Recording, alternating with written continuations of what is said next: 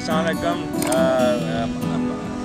मैं as usual my colleagues मैं आप लोगों के लिए जिस जगह जाता हूँ वहाँ पे आप लोगों के लिए एक वीडियो ज़रूर बनाता हूँ।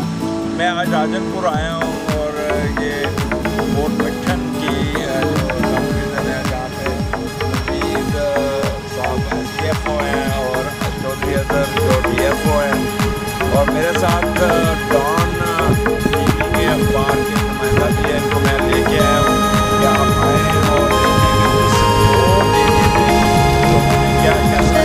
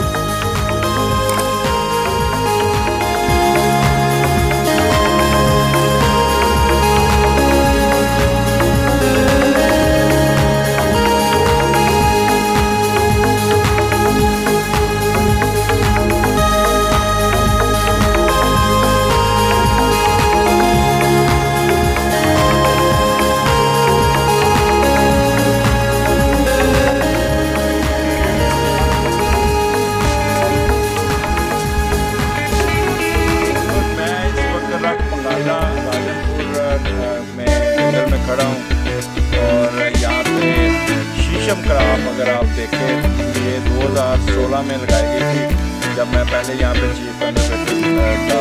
मैं यहाँ पे इंस्पेक्शन करने आया था तो स्टाफ मुझे याद करा रहा था कि ये जनाब वही जगह है जहाँ पे आप आएंगे।